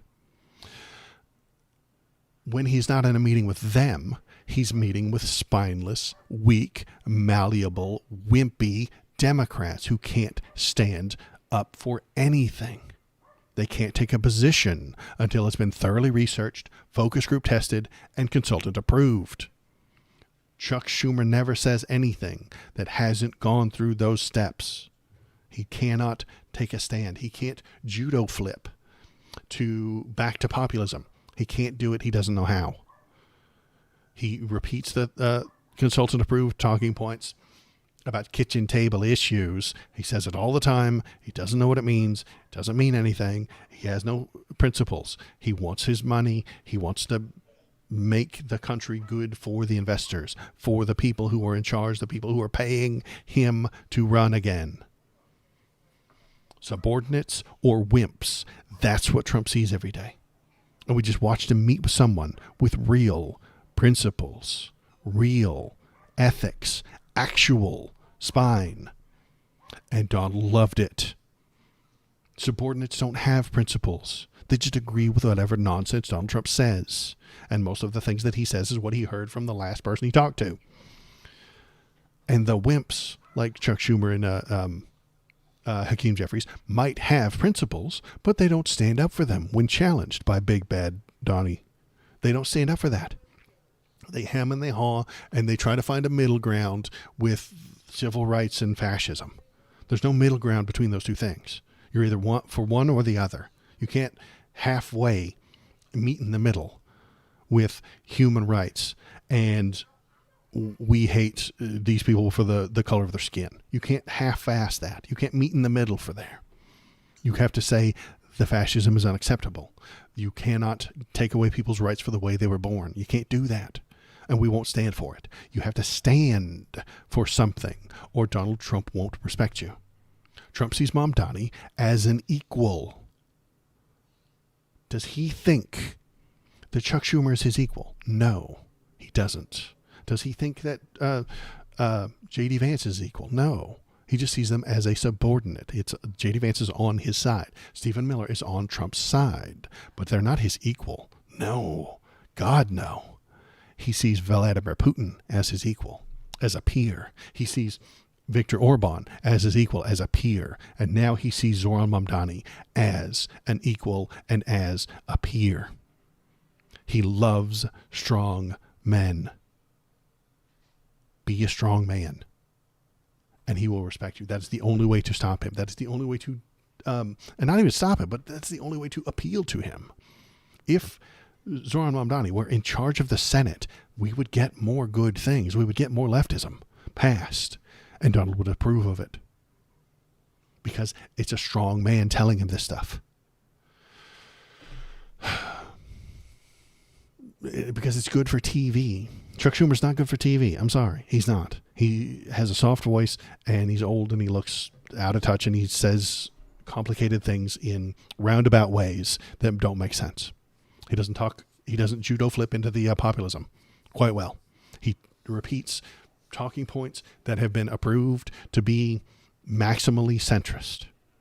And that's not appealing to anyone, anywhere, ever, except the people who are the Wall Street billionaires and the people who are investing and living on Wall Street. The people on Wall Street love that shit because they don't want anything to change. They don't want any upheaval to the left or the right.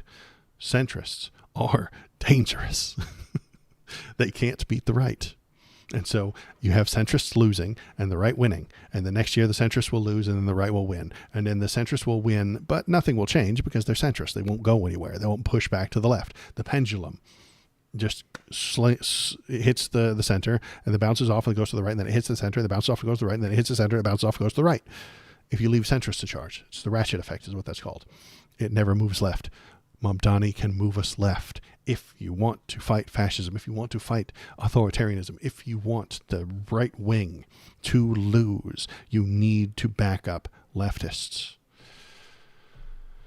And that is my rant for today. That went really well. That I'll turn that into a whole ass video. I was wondering how long that would take, and it went really well. I hope that you like that. Hop into chat, tell me what you're thinking, tell me what you're feeling. Go over to the YouTube page where you can watch the whole thing, and I'll turn that into a YouTube video. I'll chop out all the boring bits probably about Ukraine and stuff like that, where we weren't really saying anything, or he wasn't saying anything. And then we'll turn that into a YouTube video. We'll watch that. It'll be a good time. And so if you would like to, go on over to the YouTube page. If you're on Twitch, hop over to YouTube, and if you're on YouTube, go on over to Twitch so you can chat. And the lovely robot will read your stuff out loud. It's very fun. But if you want to stay in YouTube chat, that's okay too. I still love you, and I still see you, even though it's inferior.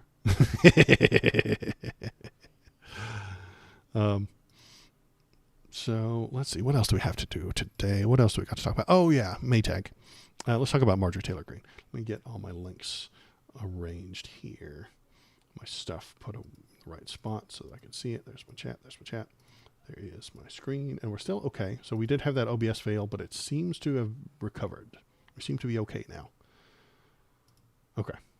Let us continue with the politics. Marjorie Taylor Greene has resigning. She's resigning in January, this coming January, 2 months from now. The House is already probably done for the year. It's November. They can't work in the month of November. That's Thanksgiving. And they can't work in the month of December because that's Christmas. So they can't work until January anyway. So she has decided when they come back into session, she's going to be out. She is a former Trump loyalist, and she says she's resigning from Congress. MTG, a loyal supporter of turned critic of Donald Trump, who faced his political retribution if she sought re-election this Friday, said she is resigning from Congress in January. Greene, in a more than 10-minute video posted online, we're not going to watch it, explained her decision and said she didn't want her congressional district to have to endure a hurtful and hateful primary against her by the president we all fought for. So she's right that they are going to run against her. They are going to put some neocon against her and then call her crazy, and then they're going to point to all her conspiracy theory shit that she did for her entire career and try and get rid of her. Greene's resignation followed a public falling out with Trump in recent months as the congresswoman criticized him for his stance on the files related to Jeffrey Epstein, along with a foreign policy and healthcare. Trump branded her a traitor and wacky and said he would endorse a challenger against her when she ran for re-election next year. She said her last day would be January 5th, 2026. So how does this affect the House? They're going to be down one, but I think they're going to get a mid-season runoff kind of a thing next year, something like that.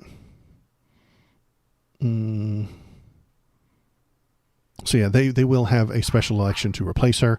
I don't know why she did it in the timing that she did, honestly. I don't understand the timing of it, really. I don't get it. If she just stuck around and did almost nothing for the next year and just voted against him, that would be way better than just giving up and quitting, because they're going to replace her within a couple of months. March of next year, they will have a right-wing person in her spot voting right-wing. But if she didn't want that, couldn't she just stick around for another year, collect a paycheck? I mean, she gets paid for the rest of her life, which is why I should run, just so I could win once and then quit. And get paid for the rest of my life for doing nothing like she's going to get. But is she going to run for something else? Is she going to go for governor of Georgia? Probably not. That requires a lot of work, a lot of math, and she's not very good at that.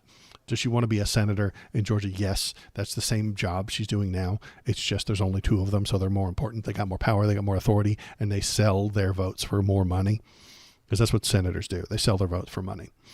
So does the House. It's just that there's so many of them. If you don't like the price one person is giving you, you can go get another one. You have a lot more options. There's a lot of market availability for the House members, not as much for the senators. So you have to cost more. They cost more to buy. So I don't entirely understand why she's doing what she's doing. It doesn't make any sense. I do know that she is a true believer, and that's why she's upset with Trump. She's upset with Donald Trump because she thinks that what he was saying was what he was going to do. Just like we watched him with Mamdani. He was talking about, you call people names. Sometimes things happen. You say things during a campaign. It's not important what I said during the campaign. You just say stuff to get on the news. You just say stuff to get headlines. You just say stuff to get a rise out of people and get them to vote. That's how Donnie sees politics. She was a true believer. She thought the things he was saying were true, and he thought that they were correct. She didn't know that most politicians are liars. She thought that the Family First Republicans actually believed that. They don't. They never have. It's a trick to get rubes to vote for them. She thought the Gods and Guns Republicans were actually doing that for an ethical reason. They're not. They're just paid by the NRA, by the gun lobbies to support those things. And they're paid by religious leaders to say the things. They're not religious. God, no. Donald Trump is not religious. Gross. He doesn't believe any of that shit. He's just paid to say it. Just like most of the Republicans. They're paid to say it. J.D. Vance was an atheist who called Donald Trump Hitler. And now he's Donald Trump's vice president and a Catholic. He doesn't do that. He didn't move to these positions because ideologically they made him feel correct. No, it gave him power, authority, moral authority over you, you filthy, disgusting atheist. How could you possibly be more moral than J.D. Vance, the actual practicing Catholic? You can't be. He does it for power. That's why they do all of those things. They push family first initiatives for power. They push religious exemptions and religious power for power. They give the Christian churches more power, more authority, more tax breaks, and more moral, cultural power so that the money that they make will come back to them. They do it for power, not for ethics, not because they truly believe it. And Marjorie didn't know that. Marjorie Taylor Greene thought that all these politicians were telling you the truth. Then she gets there, she becomes one of the politicians and finds out that they aren't just saying whatever they have to say to get the votes. Shut up and put the vote in the bag is what they have been doing all this time. And she didn't know it. Epstein files. Donnie promised to release them, and then he went back on it. Because you just say shit during a campaign. She thought he was honest about that. She thought that he was going to do the things he was going to do. She thought the tariffs were going to help people. And they don't. She thought that he could just round up 20 million illegals and send them off in a day or two. And it's nonsense. None of that was true. None of it was real. And now she's disillusioned. She doesn't know what to do. She doesn't know what to believe anymore. Her rock solid belief structure has been compromised by facts.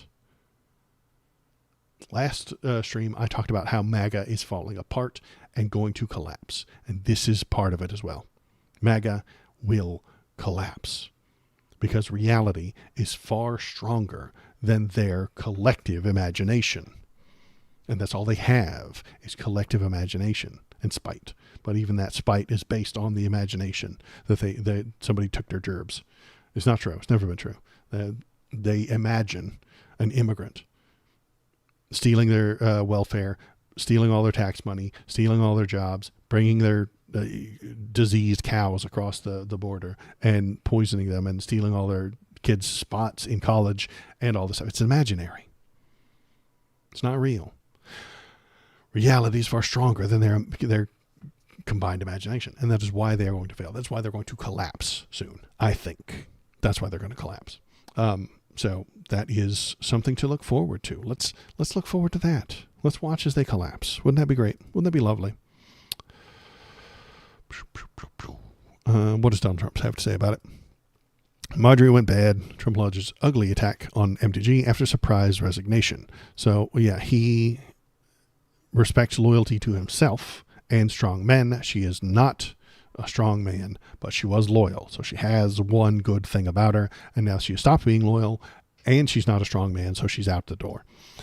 Early Saturday morning, Donald Trump lashed out at MTG, who stunned Washington, D.C. late Friday night with her plan to resign her seat in the House of Representatives. According to the controversial lawmaker, who had been one of the president's most ardent backers, "I'm going back to the people that I love to live my life to the fullest, as I always have, and I look forward to leading a new path. I'll be resigning from my office with the last day being January 5th, 2026, and I look forward to seeing many of you again sometime in the future." It's my white lady voice. And then Trump says, Marjorie Trader Brown, because of her plummeting poll numbers, not wanting to face a primary challenger with a strong Trump endorsement, where she would have no chance of winning, has decided to call it quits. Her relationship was the worst Republican congressman in decades, Tom Massey of Kentucky, also known as Rand Paul Jr., because he votes against the Republican Party, and really good legislation did not help her. For some reason, primarily, that I refuse to return her never-ending barrage of phone calls. Marjorie went bad. Nevertheless, I will always appreciate Marjorie and thank her for her service to our country. The aides tossed that in there at the end, so that he's not completely shitting on her. But yeah, does this change the votes? Probably not. This doesn't change the vote that much. It's only one person. They need 218 to get anything passed. Now they need 217 or something like that, or 219 or something like that. It doesn't change the math at all. They'll just get one more person. But I think she should have stuck around till the midterms and then just not tried. You know, if she wasn't going to run, just don't run. Don't put much effort. Don't put any money into the campaign. And if you win, you win. If you don't, you don't. But yeah, she's going to go to me. Maybe that wouldn't surprise me. Malachi, if she just goes to get a job on her way in, get a job as podcasting, get a job telling you her feelings into a camera. That's what I do. That's what she wants to do. She doesn't want to take roll call. She doesn't want to vote on important shit. No, she wants to tell you her feelings into a camera. That's what she wants to do. That's what most people in Washington want to do. They should just do that instead of policy wonkery and leave it up to the nerds to write the laws, but they don't want to do that. It's very complicated. So you may be right. She may go to media. She might just become a TV spokesperson. She might get a job as an anchor. Fox News would probably give her a show. They probably would. And an hour-long TV show, that wouldn't surprise me if they did that. It would get a few views anyway. And then I would look at the clips of it. I would go to Blue Sky and find Aaron Rupar's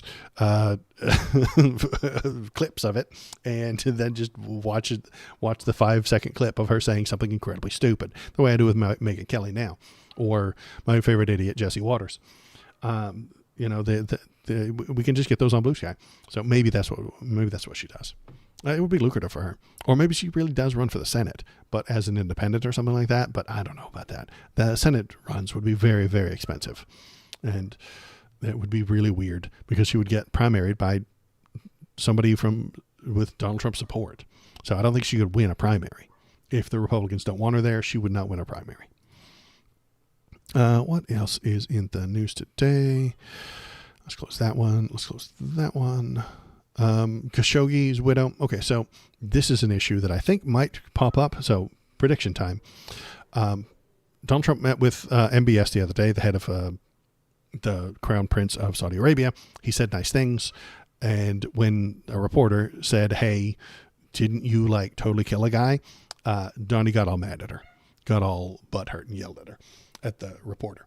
So this reminded this person of a phone call he'd heard. So the widow of Washington Post journalist Jamal Khashoggi. Maybe she'll join InfoWars. Maybe she'll join InfoWars. That would be a good time. I could see her putting on the hat. That would be good. she could put on her tinfoil hat and she could come down to Alex Jones at InfoWars and tell secrets of what happened to her while she was in the deep state. She could tell us about all the deep state people that she met. She could let us know about all the plots and coup plans and all the assassination attempts that might have happened. I could see that. That could be a good time. I'd watch that.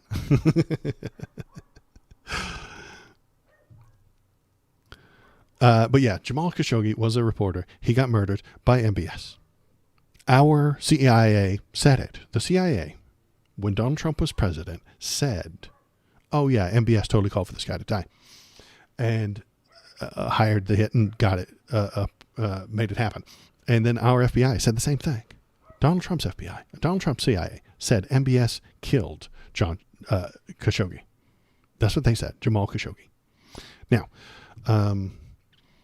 the widow called Friday for the release of the transcript of a 2019 phone call that President Donald Trump had with Mohammed bin Salman, joining Democrat lawmaker who is raising questions to whether Trump personally benefited from his embrace of the Saudi crown prince. So they had a phone call, and because Donald is malleable and such a parrot, he might have said something about knowing that MBS did this, or something about him knowing that it happened and he's not going to hold him responsible, but now he's changed his mind at worst. And is this an interesting bit of intrigue? Yes, for us. Will this matter to normal people? The Nebraska corn farmer? No. They're not going to give a shit. You and I, and anybody watching a live stream politics streamer, not a normal person. You're crazy. You're weird. You're way too into this shit, just like I am. And I appreciate that about you, and I love you. But normies don't care. They do not remember Jamal Khashoggi. They do not know that he was murdered for the words that he said. And he was. He was critical of MBS. He was talking about the crimes that this head of Saudi Arabia committed. And because of that, they killed him. Okay. That happened in 2018, 2019? 2018, yeah. So that happened in October of 2018. And that's sad and that's awful and that's really bad for her. And I know that that's wrong. But you get a phone call between MBS and Donald Trump where Donald Trump says, we know you did the thing. Stop doing that thing. And then in 2025, he's nice to MBS.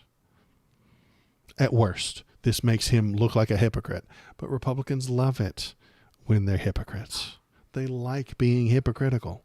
They enjoy it. It makes them have human feelings in their tingly little, it gives them tummy tingles. It makes them happy to be called a hypocrite by ABC News. They love that shit. They get off on it. It won't matter. Is it important? Is it something that you and I should know about and recognize and pay attention to? Yes. If Donnie knows that they did the thing and then he's still benefiting from it, or MBS is giving him something, we can point that out. But at worst, it just makes him look like a hypocrite, and that doesn't work. Pointing out Republican hypocrisy does not work. We've been doing it for a very long time. Jon Stewart has been doing it for decades, and it doesn't help. It can make a bunch of people upset with them, but it won't convince the MAGA faithful. It won't convince the people in the middle. They'll never see it. So, what was the last thing I wanted to talk about today? I don't know. This is written by Bill Kristol. He's expecting Donald Trump to start falling apart. He's talking about MAGA falling apart as well. The crazy thing about the Trump slowly weakening grip over Republicans in Congress isn't that it's happening. It's that some Republicans have even starting to say it's happening right out loud. He'd better be the outlier if it didn't happen. Senator Kramer told the New York Times, the closer you get to the midterms and beyond, everybody is measuring their own state or congressional district, and many people are a little more independent. We're sure Trump will take that well. Bill Kristol saying MAGA is going to fall apart. That's what Waldo said. And Trump is panicking because of these things. So they're falling apart. People are very, very upset with him. Numbers are bad. If you watch the CNN, the numbers guy on CNN also says that they're really bad. And now we have possibly illegal things. And then this happened the other day. The boat situation on the patently unlawful boat strikes. So the boats we've been blowing up And how did we get to here where things are falling apart? We've been striking these Venezuelan boats illegally. It's hard for the USGs to claim mistake of law or advice of counsel when they're firing lawyers who wouldn't sign off on the strikes. So, WAPO's revelations on firing of the removals. They removed the CIA General Counsel, the NSC legal advisor, and the CIA Mission Center lawyer. Why did they remove these people? Why did they fire these people? Because they said it was illegal to bomb the Venezuelan boats. That means you get fired. They're correct. It is illegal to bomb those Venezuelan boats. But if you say that to the Department of War, they fire you until they find somebody who says, no, that's fine. That is legal. It is allowed to bomb these Venezuelan boats. That person gets to stay. And then the NSC advisor, the NSC legal advisor says, no, it's illegal. So they fire him. The CIA Mission Center's lawyer says that's illegal. You cannot just bomb those Venezuelan boats. And then he gets fired. This is why the Democrats popped out that very lame, shitty little video that said it's to the troops. They were talking to the troops. None of the troops watched it. They're not just watching the latest Democrat fucking viral video. Sorry, guys, they're not. Did you see that hot new Democrat TikTok? Yeah, they're not watching that. Anyway, the Democrat politicians said you don't have to follow illegal orders. Let me see if I can find it.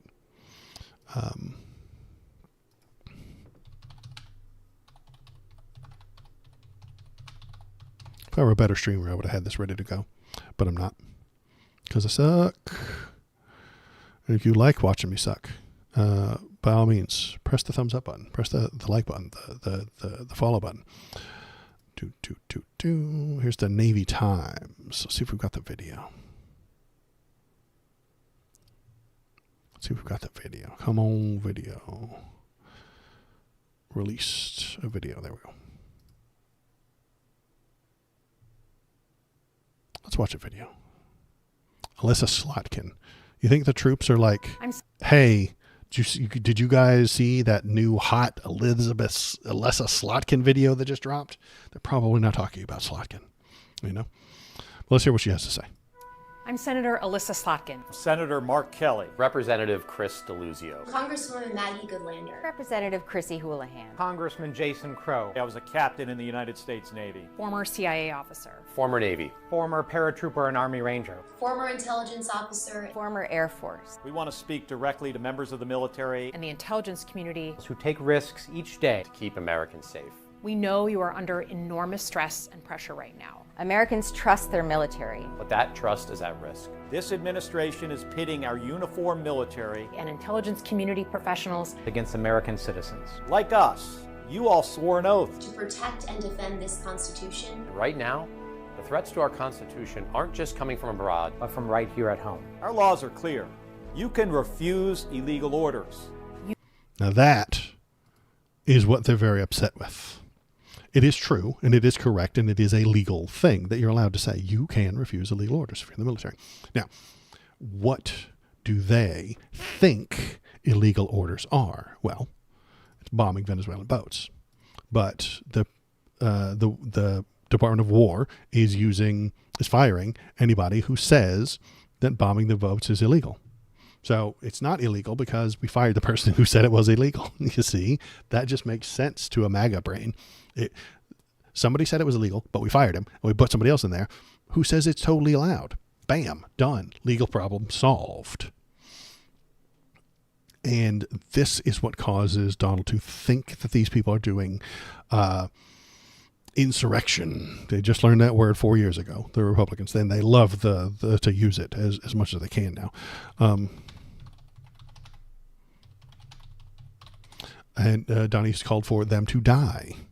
He has put out a tweet of his own. This wasn't a follow-up. This wasn't a thing that he liked for someone else to have said. Donald Trump said specifically that they are doing seditious behavior, punishable by death. Donald Trump has used the word seditious behavior, punishable by death. This thing right here, you can refuse illegal orders, according to Donald Trump, is seditious behavior punishable by death. Because he doesn't know what the law is. He thinks he is the law. He thinks he is America and America's king. So if you think that you are America and you are America's king and you are the ultimate authority, anyone saying you don't have the authority to do that is seditious. So that's how this comes to be. Donald has the people around Donald follow the executive, what's it called? The unitary executive theory. Unitary executive theory means that the president is everything he says he is. He is the super king above all other kings. The president is, when he's a Republican. And if you disagree with him, if you say he is incorrect, if you say he has done a crime, you're wrong and you're seditious and you're anti-American and you need to be punished. And the punishment for sedition is death. Most people are not going to go along with this. The people in the middle don't care about this, but they aren't going to go along with the military murdering people willy-nilly. They don't want war. They're not going to support Donald when he tries to invade Venezuela, and this will continue the death of MAGA because it is dying. Even Bill Kristol thinks so, and I think I agree with him. MAGA is falling apart, and it's going to be full-blown panic. It's going to get messy. It's going to get ugly. It's going to get wild over the next couple of months. So stick around for that. It'll be a good time as we watch the... oh, yeah, here we go. As we watch Stephen Miller, here he is, Democrat lawmakers are now openly calling for insurrection. So Stephen Miller, the Nazi, doesn't like it when someone tells you the law. Mr. Mark Kelly, right there on the screen, is telling you literally, factually, black and white, what the law says. But Stephen Miller doesn't like it. So it's insurrection. Even if it's true, even if it's correct, even if it's entirely reasonable, you can refuse illegal orders. That hurts Stephen Miller's feelings, and so he calls it an insurrection because Republicans are all based on feelings. All politics are based on feelings. So yeah, that's how we get here. That's how we get to the president calling for the death of all the people on that video, because they told the people what the law is. This happened with AOC and Homan a couple of months ago. AOC had a meeting with immigrants and told them what their rights are. Homan called this a crime. He called this subverting the law and order. She was telling them the law, explaining to them what the order is. And he called this a crime, and she needed to be brought up on charges for aiding and abetting illegal immigrants by telling them what their rights are, what their legal rights are. Because they don't care about legal. They don't care about rights. They care about what they want. They feel like this is insurrection, so it is. It doesn't matter what the law is. It doesn't matter what's written down. We feel like it's insurrection, so it's insurrection. We feel like immigrants are bad, so they're evil.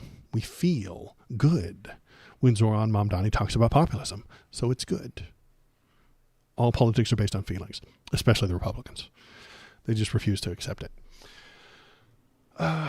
It's lunchtime. That is everything I have today. If you're interested in talking about more, go on over to the Discord. My Discord channel is right there in chat, and I put it into YouTube chat right there. Go copy pasta. Go on over to the Discord. Tell us what you're thinking. Tell us what you're feeling. Leave links to stories, and we can talk about them on streams. Thanks, Waldo. KBP, thanks for coming. I appreciate it. There's the link, and that is it for me today. Today is Saturday, so I'm going to go eat some lunch, and then I'll be back on Wednesday. Is anything coming up? I don't think there's anything coming up, but yeah, Wednesday, 7 p.m. West Coast, Best Coast time. If you would like to, if you have a story that you want to talk about or something interesting that you think would go well, go on over to the Discord, leave a link, and we'll talk about it if it's good and interesting and it fits with the stuff. Then we'll talk about whatever pops up, whatever happens to be going on that day, and I will be back on Wednesday unless the Gestapo kicks in my door and drags me out to the gulag. Goodbye. Good night. Good afternoon, I suppose. It's nighttime. Shut up, Aldo. God, you're rambling. You should stop